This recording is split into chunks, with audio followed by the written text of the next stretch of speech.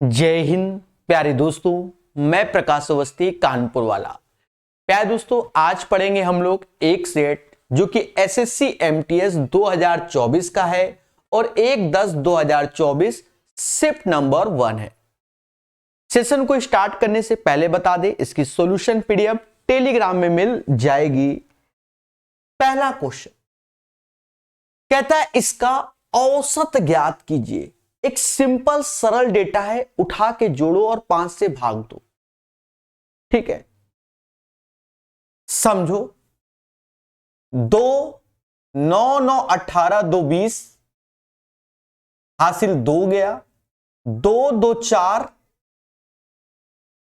8 2 10 हासिल 1 गया, 1 2 3 4 3 7 700 आ गया और 5 से भाग दोगे 140 आ जाएगा। इस क्वेश्चन का आंसर 140 हो जाएगा। 9 संख्याओं का औसत 3 है, इसमें से प्रथम 8 का 2 है, 9वीं संख्या ज्ञात करो। एक सिंपल सा डेटा दिया गया है तो आप 9 का गुणा 3 में कर लो 27 होता है और 8 का गुणा 2 में कर लो तो 16 होता है। घटा दोगे तो 11 हो जाएगा, तो इसका आंसर 11 आएगा। लेकिन अगर ये 9 की जगह 229 दिया होता, 3 की जगह 342 दिया होता, 8 की जगह 228 दिया होता और 2 की जगह कुछ और डेटा दिया होता, तब आप मल्टीप्लाई करते तो आपके साथ खेला हो जाता। उस केस में आप कॉन्सेप्ट को ध्यान रखो जो बताने जा रहा हूं। 9 लोगों का औसत 3 है, एक बंदा चला गया, अब औसत 8, क्योंकि प्रथम 8 का 2 है। तरीका क्या होता है कि 9 से 8 हुआ तो 1 की कमी हुई, 3 से 2 हुआ तो 1 की कमी हुई। यहां माइनस सिंबल है तो बाहर माइनस सिंबल ऐसे रख लो, इसका इसमें गुणा कर लो तो माइनस का 2 आएगा और इसका इसमें गुणा कर लो तो माइनस का 9 आएगा और मेरे प्यारे दोस्तों 11 आ जाएगा। हो सकता है आज आपको यह तरीका बेकार लग रहा हो क्योंकि ये आसान डिजिट है तो यहां गुणा वाला सबसे बेहतर है, लेकिन यह तरीका जब डिफिकल्ट वैल्यू आती है उसके लिए रामबाण है। ठीक है, समांतर पटरियों पर 45 kmph 51 की चाल से एक दूसरे की ओर चल रही है। अब टुवर्ड्स ईच अदर है ना, यानी अपोजिट डायरेक्शन में चल रही है, अपोजिट डायरेक्शन में चल रही है और एक दूसरे को पार करने में 21 सेकंड का समय लेती है। यदि एक रेलगाड़ी की लंबाई इतनी तो दूसरी की लंबाई क्या? सिंपल फॉर्मूला क्या कि टाइम बराबर दोनों ट्रेनों की लेंथ जुड़ जाएगी और स्पीड भी जुड़ जाएगी क्योंकि अपोजिट डायरेक्शन में है। और ये हमारा दिया गया है मीटर में, ये kmph में, ये सेकंड, तो यहां 5/18 का गुणा करके मीटर पर सेकंड में तब्दील कर देंगे। तो पहली ट्रेन की लंबाई 290 है, दूसरी की निकालनी है और एक दूसरे की ओर आ रहे हैं 45-51 यानी 96 kmph की स्पीड से। तो इसमें 5/18 का आप गुणा कर देना तो मीटर पर सेकंड में तब्दील हो गया और एक दूसरे को क्रॉस करने में 21 सेकंड का समय लेता है, तो 21 सेकंड ऐसे। चलो भाई अब काटा पीटा जाए। कहते हैं 6 से ये 3 बार में गया और 6 से ये 16 बार में गया। 16 6 96 और 6 3 ये, और ये 3 ऐसे गुणा होगा तो 3 से ये 7 बार में जाएगा। 16 25 80 गुणे 7, 8 से 56 यानी 560 आया, जीरो ऐसे आएगा। 16 में से 9 गया, 7 आया और 4 में से यानी 270 आ जाएगा। क्वेश्चन नंबर 3 का जो आंसर है 270 आएगा, 270। आगे बढ़ेंगे और सीखेंगे। कहीं ना कहीं एमटीएस के क्वेश्चन अच्छे हैं भाई। 20 क्वेश्चन में आपको 5-7 क्वेश्चन ऐसे मिल जाएंगे जो अच्छे लेवल के हैं। और वही सारा खेला है। ठीक है, अब आज का समझो पहला क्वेश्चन आपको प्यारा मिला, इसे 3 स्टार देते हो, बड़े पेशेंस से पढ़ो। ठीक है, टफ नहीं है, अच्छा है। ठीक है, प्रत्येक 15% की 2 क्रमिक वृद्धि प्रत्येक 12% की 2 क्रमिक कमी से कितने प्रतिशत अधिक है। अब यहां पर एक चीज समझो, एक फॉर्मूला आपको बताया जाता है कि x plus y x y upon 100, ये वाला लगेगा इसमें। समझो, कह रहा है प्रत्येक 15% की 2 क्रमिक वृद्धि, तो 15 प्लस 15 और 15 गुणे 15 225 बटा 100 यानी 32.25% की वृद्धि हो गई। सिंगल, यहां कॉमा लगा दिया है। अब ये नई कंडीशन में कह रहा प्रत्येक 12% की 2 कमी, अब कमी है यानी डिस्काउंट एक तरीके से, तो -12 प्लस की जगह -12 और इन दोनों का गुणा होगा तो माइनस माइनस प्लस 144 बटा 100 हो जाएगा, यानी -24 में प्लस का 1.44, तो 24 में 2 कम कर दोगे तो 22 आ जाएगा, और 1 रुपए में 44 पैसे गए तो 56 आ जाएगा। यानी ओवरऑल ये डिस्काउंट वाला, मतलब एक तरीके से डिक्रीज वाला, और ये इंक्रीज वाली वैल्यू है।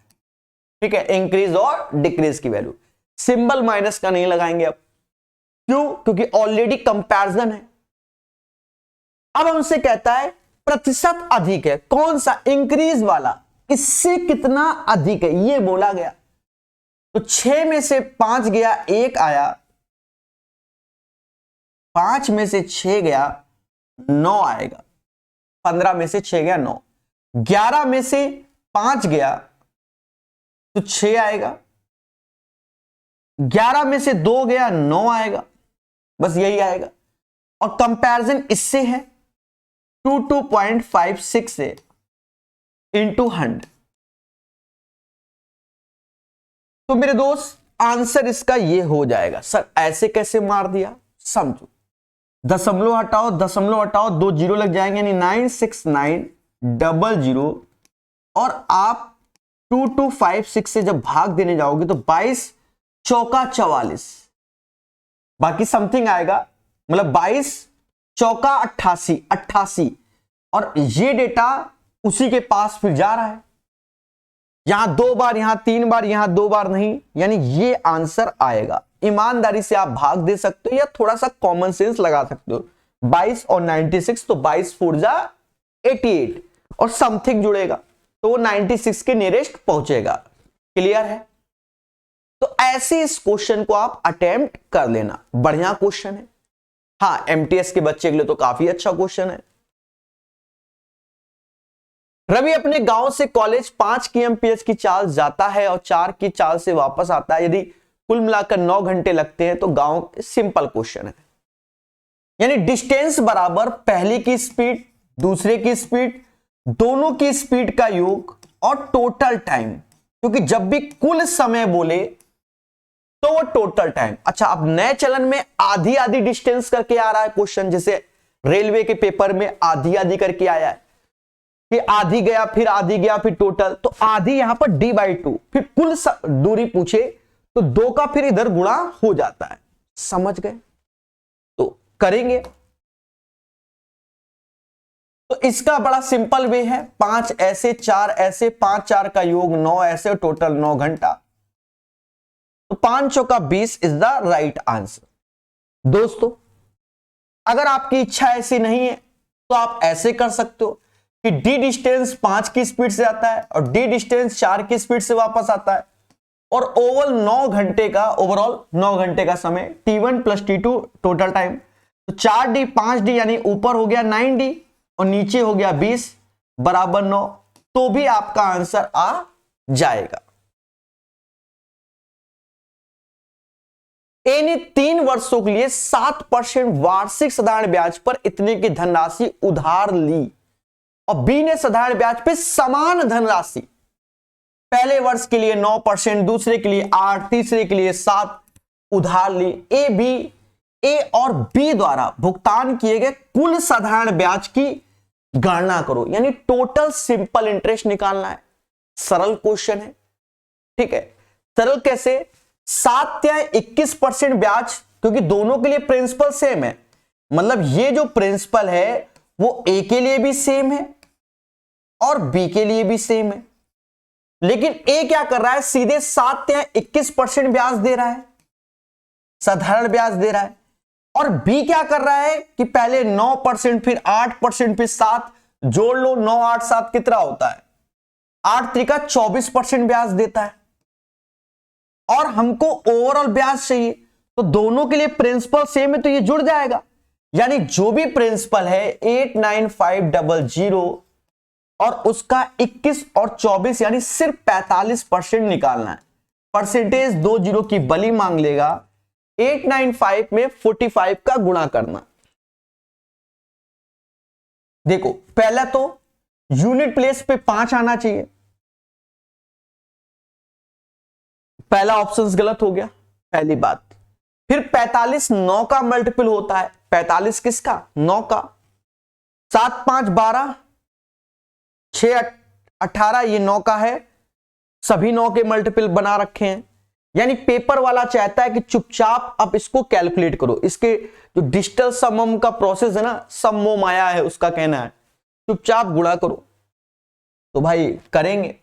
देखो मुझे 45 का पाड़ा नहीं आता, यही सत्य है, तो 9 गुणे 5 ये तो आता ही आता है, ये तो आता ही आता है। तो ऐसा करते हैं, 9 का कर लेते हैं। 9 पना 45, 4 हासिल 81, 4 85, 8 हासिल, 9 ठे 72 और 8 80। फिर 5 का गुणा कर लेते हैं, 25 2 हासिल 25, 2 27 और 8 5 40। 40275 इज द राइट आंसर। ठीक है, ऐसे कर सकते हो, कोई बड़ा इशू नहीं है, आप अपनी सुविधा अनुसार कैलकुलेशन कर सकते हो। तो 40275 is the right answer of this one, question number 6 का सही आंसर। तो इसको हम अभी हाई फाई क्वेश्चन में कैलकुलेट नहीं कर रहे हैं, अभी हमने सिर्फ एक क्वेश्चन को अच्छा बोला है, जो कि क्वेश्चन नंबर 4 को बोला है पेपर के पॉइंट ऑफ व्यू से, लेकिन हर सेट में कहीं ना कहीं अच्छे क्वेश्चन है। अब जैसे ये क्वेश्चन है, 1 सेंटीमीटर मोटाई की एक बेलन डिस्क क्रमशः इतने लंबाई वाले ठोस बेलनों को पिघलाकर बनाई गई। यानी अब देखो एक चीज समझो, इसने कहा 1 सेंटीमीटर मोटाई वाली डिस्क, यानी ये डिस्क है, समझो पहले, और इसका 1 सेंटीमीटर मोटाई है, यानी हाइट इसकी 1 है, और इसको इससे बनाया गया, तो इसकी त्रिज्या पूछी गई। अब समझो, ये भी एक बेलन हो जाएगा, जैसे आपने देखा होगा क्वाइन, मोटा सा क्वाइन समझ लो, दया क्वाइन तो देखा ही होगा, 5 का सिक्का, 10 का सिक्का, 1 का सिक्का, तो उसकी मोटाई वो बेलनाकार होता है, सर्कुलर बेलनाकार, और मोटाई हाइट भी होती है, समझो। तो इसका अगर हम आयतन निकालें तो होगा पाई r स्क्वायर ऐसे, और h की जगह 1, क्योंकि 1 सेंटीमीटर, और इसको जो बनाया गया है, इसको जो बनाया गया है वो किससे बनाया गया है? 4 सेंटीमीटर और 5 सेंटीमीटर त्रिज्या और 6 और 4 लंबाई वाले 2 ठोस बेलनों को पिघलाकर बनाया गया, यानी दोनों के आयतन बराबर करने होंगे। तो ये पाई ऐसे, इसकी त्रिज्या 4 है, तो 4 का स्क्वायर, और इसका जो h है दया, h वो 6 है, दूसरे का पाई त्रिज्या 5 का स्क्वायर है, और h 4 है। पाई पाई का हिसाब मतलब कैंसिल हो जाएगा, तो ये r स्क्वायर ऐसे, 16 6 96, 25 चौका 100, यानी r स्क्वायर बराबर 196, तो r बराबर 14। तो ये जो है इसकी जो त्रिज्या होगी वह 14 सेंटीमीटर की होगी। किसकी? 14 सेंटीमीटर की। Question number 7। ठीक है, तो हो सकता है इसमें कुछ बच्चे कंफ्यूजन में हो जाएं, तो 1 स्टार लायक क्वेश्चन है एमटीएस के लेवल में। 5 वर्षों के लिए 7% वार्षिक ब्याज दर पर उधार ली गई राशि 2500 है, साधारण ब्याज ज्ञात कीजिए।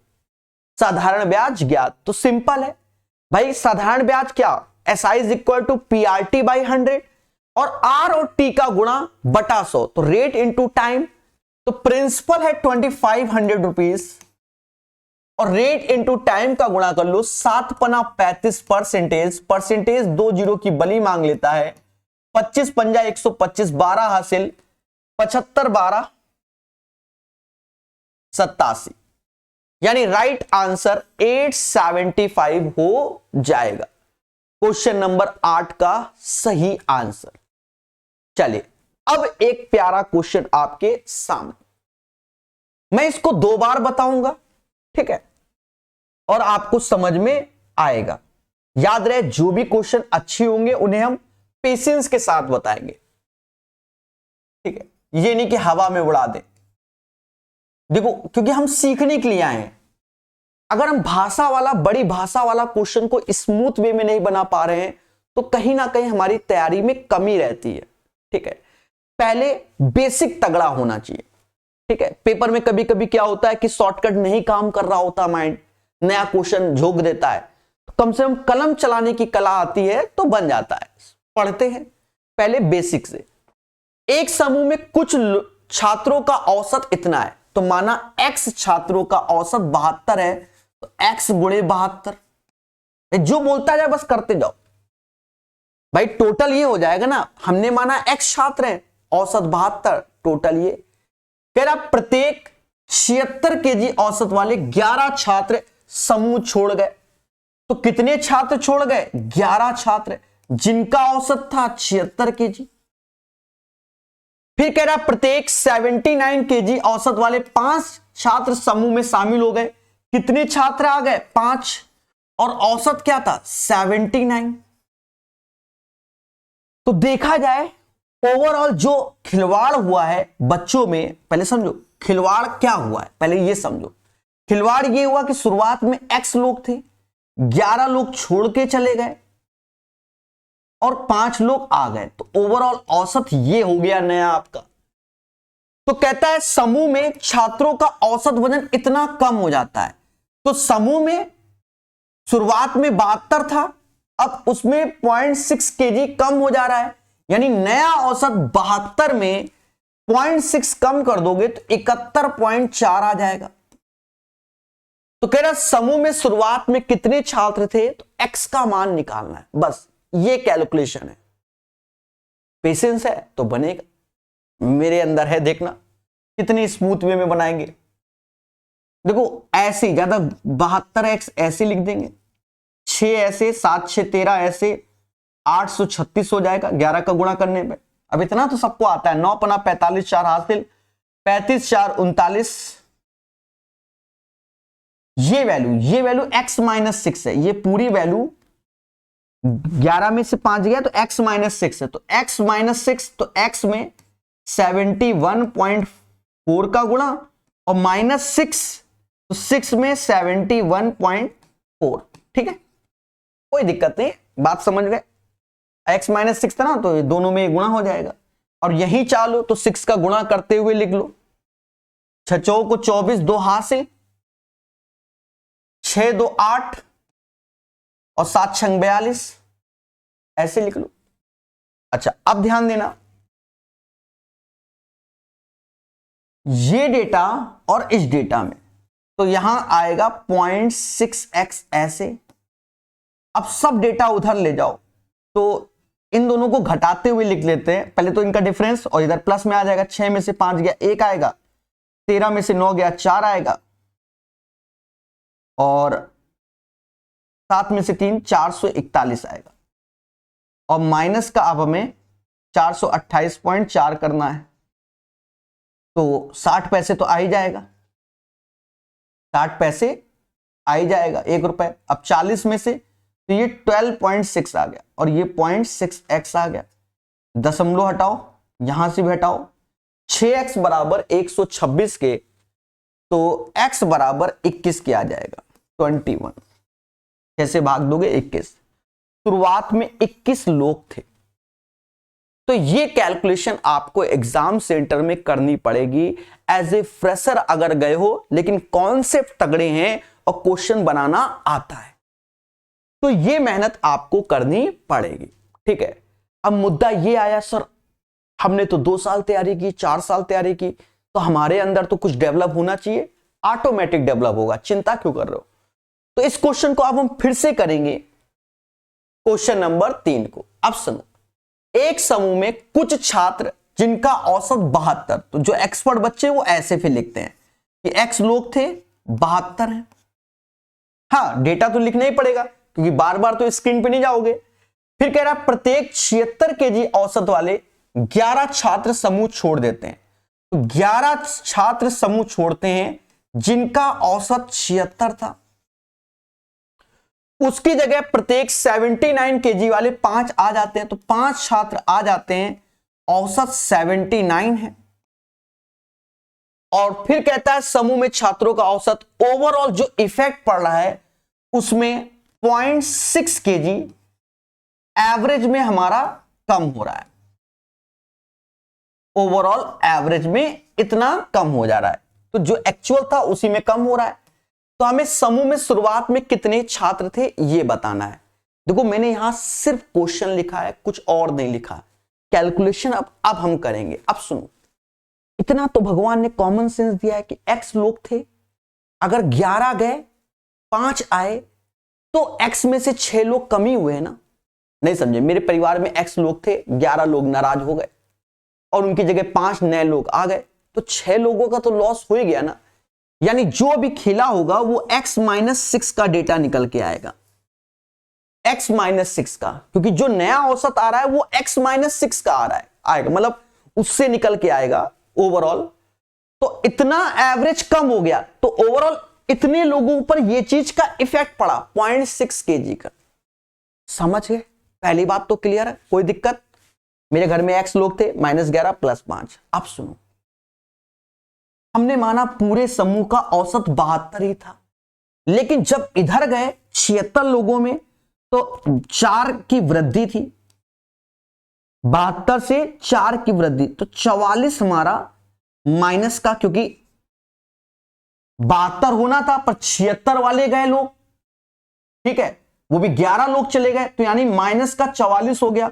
अब इनकी जगह 79 वाले आए तो इनका 7 केजी एक्स्ट्रा था, जो 5 आए तो 7 पना 35 का वृद्धि हो गई। यानी ओवरऑल हमारे समूह में -9 केजी का लॉस हो गया। -9, नहीं समझे? जो भी हमारा औसत था उसमें 11 लोग गए 70 केजी वाले, 76 वाले, और 5 आए 79 केजी वाले। लेकिन अगर हम देखें औसत में हमारा ओवरऑल लॉस कितना हुआ, मतलब ओवरऑल हमारे परिवार में 9 केजी का लॉस हुआ और औसत में 0.6 केजी का। अब ये जो 0.6 आया ना, बस इसी 0.6 से भाग दे दो, 90/6, 90/6, यानी 15 लोगों पर यह चीज का इफेक्ट होगा। क्योंकि 15 लोगों का अगर 0.6 वेट कम हो रहा है तभी वो 9 केजी का होता है, तो 15 लोगों पर यह इफेक्ट हो गया। तो x-6 बराबर 15 की, तो x बराबर 21 के, यानी शुरुआत में कितने लोग थे? 21 लोग थे। 21 इज द राइट आंसर। अब देख लो कितना सॉल्यूशन है, लेकिन इसके लिए आपको पढ़ना पड़ेगा, मेहनत करना पड़ेगा, आसान नहीं होता। ठीक है, 3 स्टार क्वेश्चन क्लियर है? मतलब 9 क्वेश्चन में अभी मान लो हम 2 क्वेश्चन 3 स्टार के हो गए, तो ये पढ़ने से होते हैं, मेहनत करने से। सस्ता क्वेश्चन, एक पंसारी 120 केजी और इतने के 2 किस्म के चावल को किस अनुपात से मिलाए? सिंपल है, मिक्सचर एलिगेशन। भाई 120 रुपए 125 वाले चावल को मिलाकर 122 रुपए वाला तैयार कर रहा है, किस रेशियो से? बड़े में छोटा घटाओ, 3 और 2 के रेशियो से, ठीक है, 3 और 2 के रेशियो से आगे बढ़ेंगे और सीखेंगे। फिर एक प्यारा क्वेश्चन आ गया एग्जाम सेंटर में, जब बैठ के करोगे तो ये अच्छा क्वेश्चन है, तीसरा नंबर, टफ नहीं है, मैं फिर से बोल रहा हूं, अच्छा है। हाँ, 10 सेंटीमीटर ऊंचाई, 5 सेंटी त्रिज्या के एक बेलनाकार टैंक की ऊपरी सतह से 0.5 सेंटीमीटर का एक छोटा गोलाकार कटर।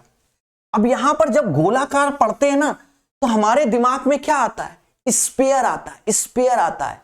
लेकिन जब हम इसको इंग्लिश में पढ़ते हैं, a small circular cut off radius of this one on its top surfaces, मतलब गोलाकार कट है, स्फीयर नहीं निकाला गया है, समझे नहीं, मतलब एक सर्कुलर कट काटा गया है, समझे नहीं, तो स्फीयर नहीं निकाला गया, ये ध्यान रखना। तो इसमें दोनों में अंतर होता है, स्फीयर 3D फिगर होता है और ये गोलाकार कट वो 2D फिगर में आता है, समझो पहले।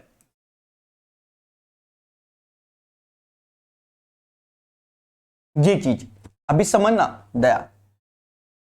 तो एक तो ये हमारा बेलन हो गया जिसकी ऊंचाई 10 सेंटीमीटर है और त्रिज्या 5 सेंटीमीटर है। अगर मैं बेलन के टोटल सरफेस एरिया की बात करूं बेलन के, तो वो 2 पाई आर ऐसे r प्लस h इसका संपूर्ण पृष्ठीय क्षेत्रफल होता है। लेकिन इससे यहां पर एक सर्कुलर कट काटा गया है, ये वाला दिख तो रहा ही होगा, ये सर्कुलर हटाया गया, तो इसके हटाने से, इसको जब हटाएंगे तो इसका क्षेत्रफल भी हट जाएगा, इसका क्षेत्रफल। अब ये 3D में तो है नहीं कि ये कर्व छोड़ के चला जाएगा, नहीं समझे, 3D में होता तो ये कर्व छोड़ के चला जाता, तो फिर हम कर्व सरफेस एरिया जोड़ते। भविष्य में देखो एमटीएस में बहुत अच्छे अच्छे क्वेश्चन आए हैं मेंसुरेशन के, ठीक है।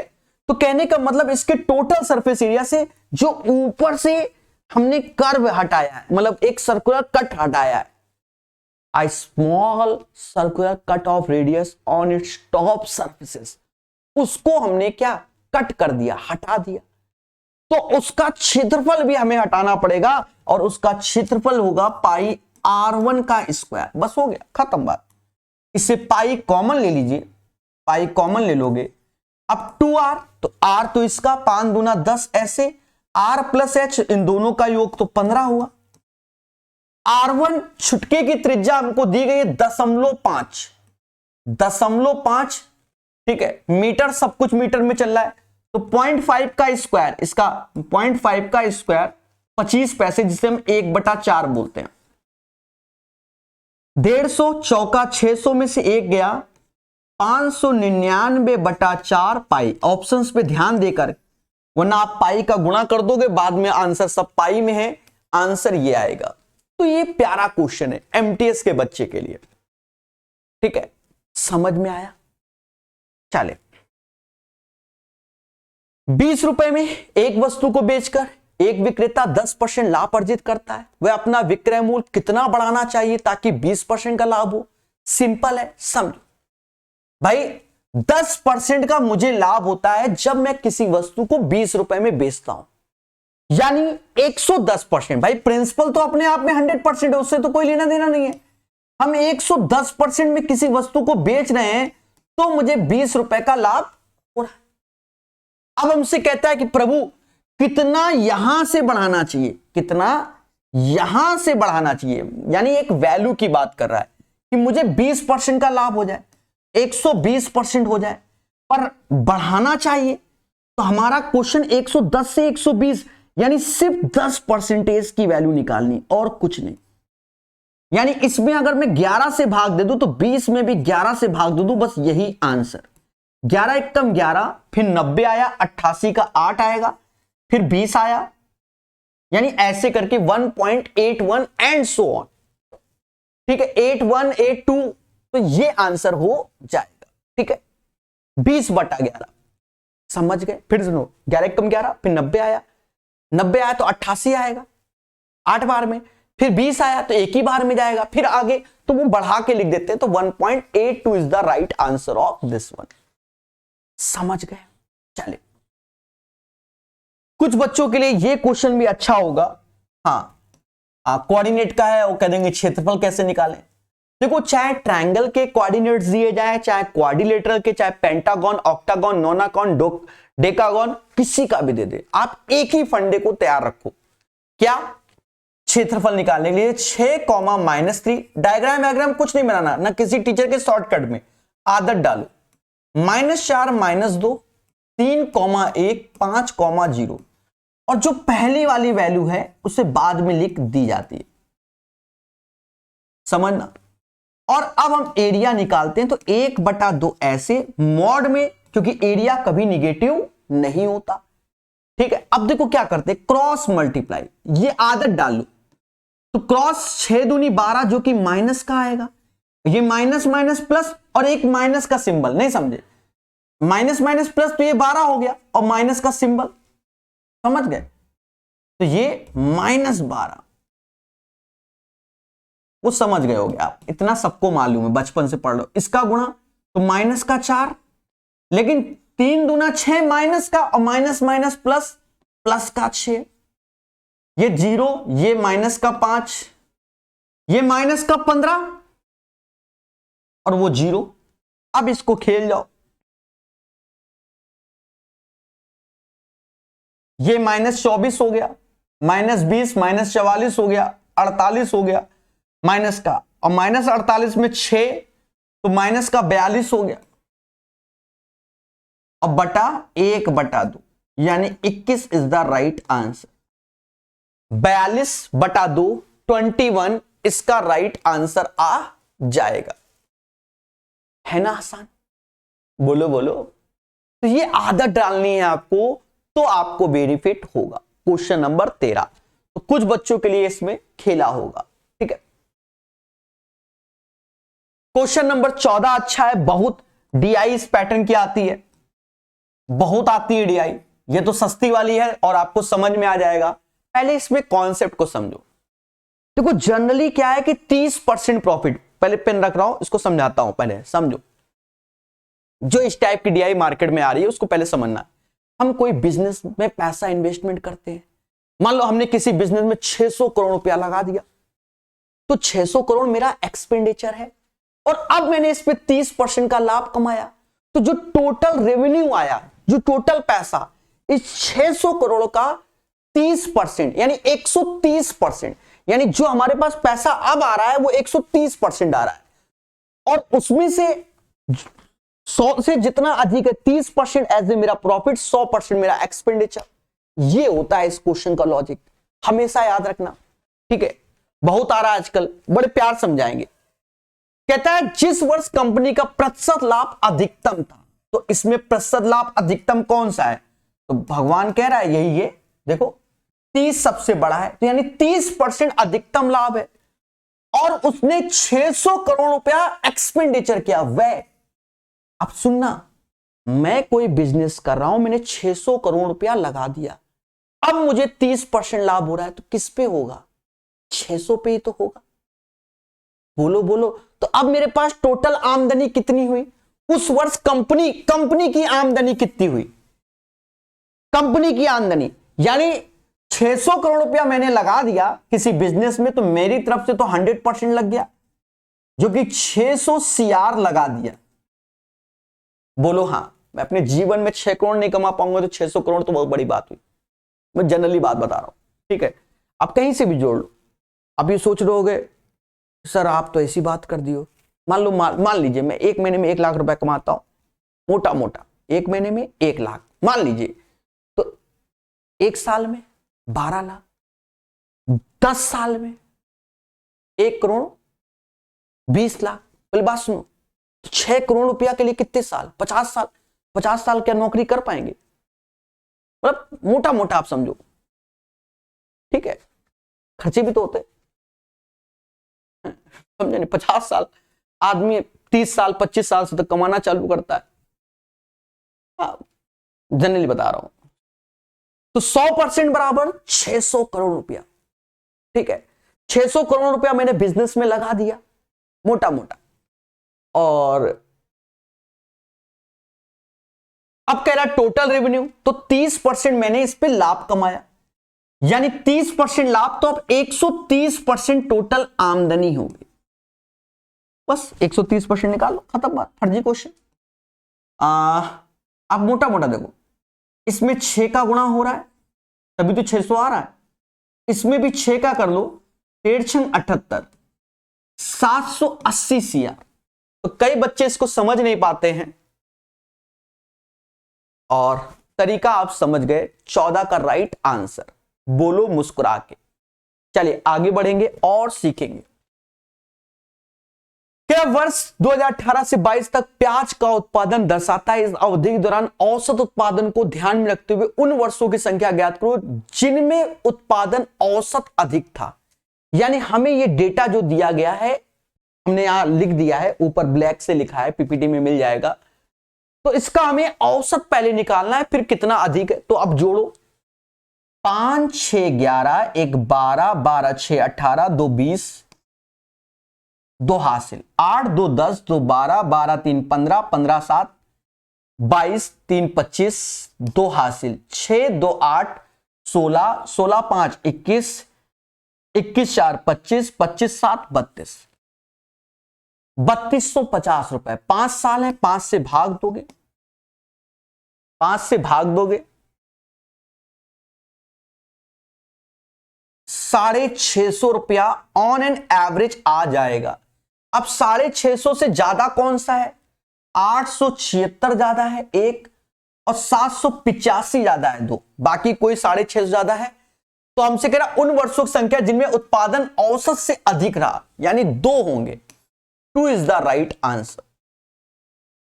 2 मिक्सर और एक टीवी की कीमत 7,000 है, आजकल ये चलन में है। ठीक है, देखो मिक्सर को हम X समझ लेते हैं, टीवी को Y समझ लेते हैं। तो 2 मिक्सर और एक टीवी की कीमत 7,000 है, इसको बेसिक से करो, बहुत जल्दी होता है। और 2 टीवी तो 2 Y, और एक मिक्सर यानी X की कीमत कितनी है? 9800। तो हमसे कह रहा टीवी यानी Y का मान निकालो, टीवी यानी Y का मान। तो ऐसे करके घटाएंगे, तो यहां जब घटा रहे हो ना, तो 2 का गुणा यहां कर लो, 2 का यहां, 2 का यहां, तो इससे ये कैंसिल हो गया। 4Y से Y गया तो 3Y आया, और 8 दूनी 16, 18 1 19, 19600 में से 7000 कम कर दो, तो 600 तो ऐसे ही आ जाएगा। 19 में से 12 600, तो Y बराबर 4200, यानी टीवी की कीमत क्या है? 4200 is the right answer. Question number 16 का जो आंसर है 4200 आ जाएगा। 525 और 378 चौड़े कमरे की छत को ढकने के लिए आवश्यक वर्गाकार टाइलों की न्यूनतम संख्या कितनी होगी? यह एक ट्रेडिशनल क्वेश्चन है प्यारे दोस्तों, और यह आपको आना चाहिए। लॉजिक को पहले समझना, कमरे का एरिया निकालोगे तो 525 गुणे 378 ऐसे लिखोगे, और यह हो जाएगा n टाइल्स के बराबर, और हर टाइल्स का एरिया a² होगा। सबसे पहले आपको HCF लेना होगा, हाईएस्ट कॉमन फैक्टर किसका? 525 और 378 का। इसका HCF लेने का एक प्यारा तरीका होता है, इन दो वैल्यू को घटा कर लिखो। 15 में से 8 गया 7 आएगा, 11 में से 7 गया 4 आएगा, 147। अब इसके अंदर के लॉजिक को समझो, ये 3 का मल्टीपल है, तो ये देखो ये भी 3 का मल्टीपल है और ये भी 3 का मल्टीपल, यानी 3 HCF में शामिल रहेगा। 3 से भाग दिया तो ये 49 हो गया, यानी अब 7 का मल्टीपल, 7 से 7 7 49, 7 पना 35 जाता है, और 7 से ये मतलब 7 से भाग दोगे तो 35 बार में जाना है। एक सेकेंड, 7 से भाग दे रहे हो तो 7 7 49 और 7 पना 35 75 बार में, 7 पना 35 और 7 चौक 28 जा रहा है, यानी 7 भी। अब ये 7 का मल्टीपल नहीं, ये भी 7 का मल्टीपल नहीं, यानी इसका एचसीएफ 21 हो जाएगा, हाईएस्ट कॉमन फैक्टर 21 हो जाएगा। अब ध्यान देना, n ऐसे रहेगा और ये 21 गुणे 21 हो जाएगा। एचसीएफ निकालने की हमारी टेक्निक को आपने पहले भी पढ़ा होगा। अब देखो यहां पर 3 से भाग दे दो और, तो ये 25 और ये 18, ठीक है, क्योंकि 37 से मैंने भाग दिया। अब 3 भी एचसीएफ में तो सीधे, तो इससे ये सीधे 25 बार में चला जाएगा और इससे ये सीधे 18 बार में चला जाएगा। n बराबर 450 आ जाएगा। सुंदर सरल तरीका, ठीक है। फिर से एक प्यारा क्वेश्चन आ गया, बड़े आराम से पढ़ेंगे। 3 स्टार के आपके लिए 5 स्टार क्वेश्चन है, टफ नहीं, प्यारा है। एक खुदरा विक्रेता अपने उत्पादों के अंकित मूल्य पर 25% की व्यापार छूट और 8% की अतिरिक्त छूट, यानी 2 डिस्काउंट दे रहा है, और फिर कह रहा है वह लागत मूल्य से 15% का लाभ अर्जित करता है। उसके द्वारा उत्पादों का अंकित मूल्य कितने प्रतिशत अधिक होगा। यानी पूरे क्वेश्चन में उसने एक तरीके से सीपी और एमपी ही चर्चा की। अब मेरी बात को समझना, डायरेक्ट जो मार्केट का शॉर्टकट है वो 100 माइनस डिस्काउंट सीपी पे चलता है और 100 प्लस प्रॉफिट एमपी पे चलता है। लेकिन हमने यहां पर 2 डिस्काउंट की बात की है, 25 और 8%। किसी वस्तु की कीमत मान लो 100 रुपए, क्योंकि 100 माइनस में चलता है, तो अगर आप 25% डिस्काउंट दोगे तो वह 75 की आएगी, और फिर 8% डिस्काउंट दोगे तो 6, क्योंकि 75 8 600 और परसेंटेज 2 जीरो तो 6 कम, यानी 69 की आ गई। 100 की चीज 69 आ गया जब आपने 25 और 6% के 2 डिस्काउंट दिए, तो यहां सीधे 69 लिखेंगे। और 15% लाभ कमाया तो 100 में 15 जोड़ोगे तो सीधे 115 लिख लेंगे। अब यहां कैलकुलेशन देखना, 23 से ये 3 बार में गया, 23 से ये 5 बार में गया, यानी 3 की चीज 5 में बेच रहे हो। 5 एज ए एमआरपी, उसके द्वारा उत्पादों का अंकित मूल्य कितना प्रतिशत अधिक रखा गया, यानी 3 की चीज 5 रखी गई, तो दोनों का अंतर 2/3 गुणे 100, 66 सही 2/3% इज द राइट आंसर।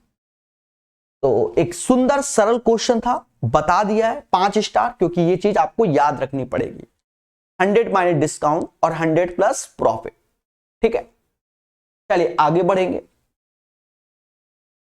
किस राशि पर 12% प्रतिवर्ष के ब्याज दर से 4 वर्षों में साधारण ब्याज 240, तो ये हमसे प्रिंसिपल पूछ रहा है एज ए 100% का मान, और 12 चौक 48% बराबर 240 के हमें गिवन है। 12 चौक 48, तो हमें प्रिंसिपल चाहिए। अब मोटा मोटा देखो इसमें किसका गुणा हो रहा होगा, 5 का, 48 पंजे 240, तो प्रिंसिपल 500 हो जाएगा, मुद्दा खत्म। फर्जी क्वेश्चन। क्वेश्चन नंबर 19 का आंसर 500 आ जाएगा। राम और श्याम की वर्तमान आयु का अनुपात 3:4 है, तो प्रेजेंट में इनकी आयु 3 और 4 के रेशियो में। 4 वर्ष पहले ये अनुपात 2 और 3 था। कब? 4 वर्ष पहले 2 और 3 का अनुपात था। तो अब से 4 वर्ष बाद राम और श्याम का पूछा गया। तो मेरे दोस्त एक बात को समझो, इसका अंतर है, इसका अंतर है, तो बराबर 3, तो 1 बराबर किसके? 4 साल के। 3 चौको 12 का ये होगा जो कि राम है, और श्याम 16 का होगा। लेकिन अब से 4 साल बाद तो प्रेजेंट से ही चल रहा होता है, तो आज राम 12 साल का है, तो 4 साल बाद 16 का होगा, और श्याम 16 का है तो 4 साल बाद 20 का होगा, और इसका रेशियो आएगा 4:5। हाँ, इसका रेशियो 4:5 आ जाएगा। उम्मीद है आपको यह चीज समझ में आ गई होगी। तो प्यारे दोस्तों, अपने विचारों को कमेंट में व्यक्त करना, अच्छे से पढ़िए, धीरे धीरे करके हम इन सेटों को कराते हुए चलेंगे। ठीक है, धन्यवाद।